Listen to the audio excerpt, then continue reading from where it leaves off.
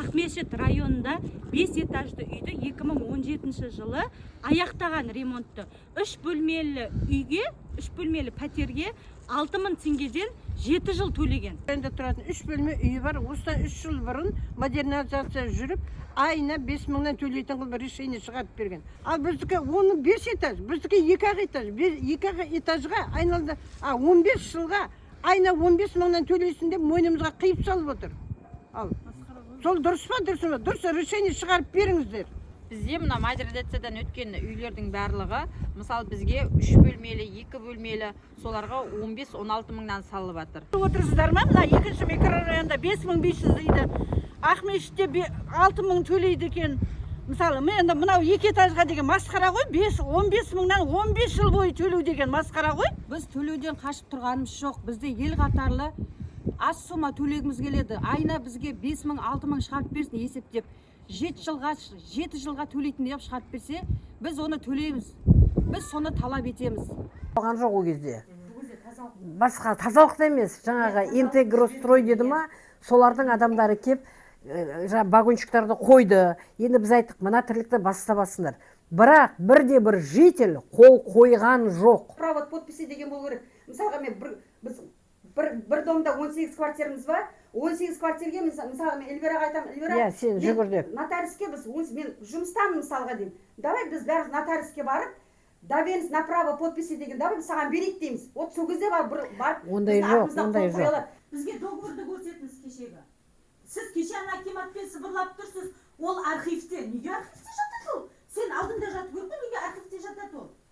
Енді осымен тағы акиматқа барамыз біз. Лично балам ше, мен сол бір пенсиямен отырған адам. Енді бағана Ильшаттан барып қарызға бір булка нан сұрап тұр. Тәте қарызға нан беш, мен шотымды арестке тастап дейді. Еңіреп тұр ана бала ше. Қарным аш дейді. Сметалық құнды азайтуға байланысты сметалық құн азайтылмайды. Және сметалық құн именно осы жаңғырту бөліммен азайтылмайды. Оған қандай да бір соттың шешімі болса, болмаса жоғары органдардың қандай да бір өзінің пәрмені болса, сол уақытта ғана сметалық құнға өзгерістер енгізіледі. Жоқ, деп отыр. Әшейін беті шыртып отыр, майдалап ше. Болмайды ол. Сметаны алайық көлік арқылы. Арты бұлық қол сосын сөйтіп отыр. Екінші Қызылорда қаласы, Тайманов көшесі. 2020-да бітті. Күз айында бітірді да жоқ болды содан.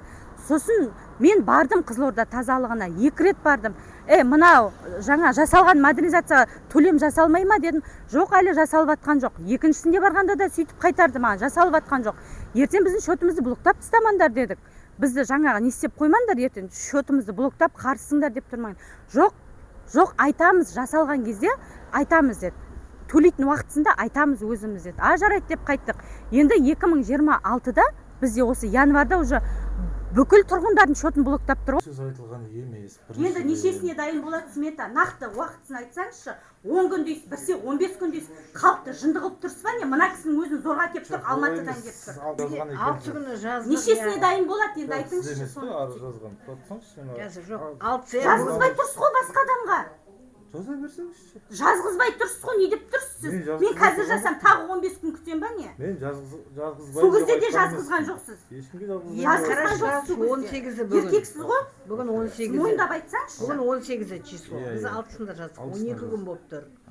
Енді 3 күн күтеміз ба? Сіз қоясыз ба? Сіз заңмен сөйлемей ақ қойыңыз, заңда 3 жұмыс күнде алдыртуыңыз керек қой сіз оны, 3 жұмыс күнде.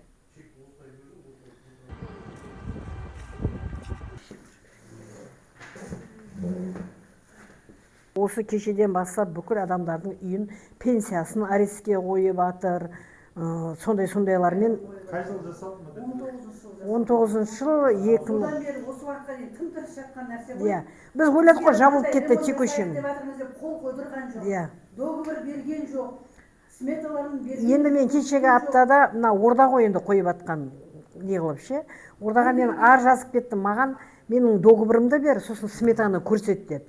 Сметада ол домға 40 миллионнан ақша кетті делінген. 2019 модернизация жасалған болса, солдан бері сол жасаған компаниясы бар, басқасы бар, құжаттарын көтеру керек. Қазір мен сізге былайша айта алмаймын.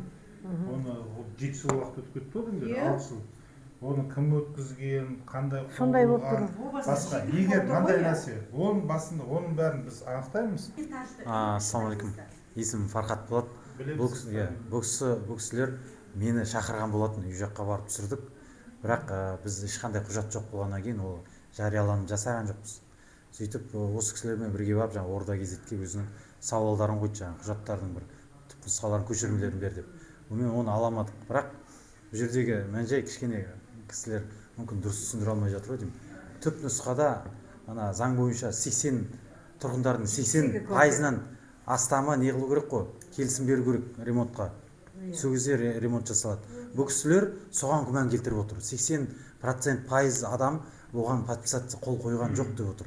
Мәселе сода, сол түпнұсқаны алғысы келіп отыр, соны көргісі келіп отыр. Соны даулағысы келіп отыр. Оны сіз қазір айттыңыз бұл кісі. Екінші мәселе, бұл кісілер басқа мынандай 5 қабатты үйлердегі жан-жақтағы тәжірибені көріп отыр. 6.000 теңге, бір 5.000 теңге төлеп отыр. 5 жыл, 7 жыл төледі дейді. Біздің мына 2 қабатты үйіміз өзі арзан үйге 16.000 теңгеден келіп жатыр. 16-15 жыл болды дейді. Сол Фархат, сіз айтып отырсыз. Ең үлкен екі уәж сол.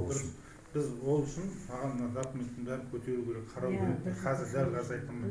Бірақ мынаны мен бірінші рет естідім, жаңа өзіңіз енді келіп отырсыз, алдында Орда сервиспен де бәрімен анықтаймыз. Орда сервис правоприемный ғой, қазір модернизация бойынша тазалықтан бөлінген. Бірақ ол енді ол құжаттардың бәрі Орда сервисте ма, или бұрынғы тазалықтың архивінде ма, оны зерттейміз. Сосын кейін қол қойған мүмкін емес ол. Архивте тұр дейді, енді бізге көрсет десе көрсетпей отыр, жоқ дейді. Мүмкін емес ол 80% қол қоймай, или басқа болмай, заңсыз біреу істейді деп ойламаймын. Сіздің жаңағы жазбаша арыз жазғаныңызбен де бірдей осындай. Заң бойынша біз сізге міндеттіміз тексеріп хабар беру.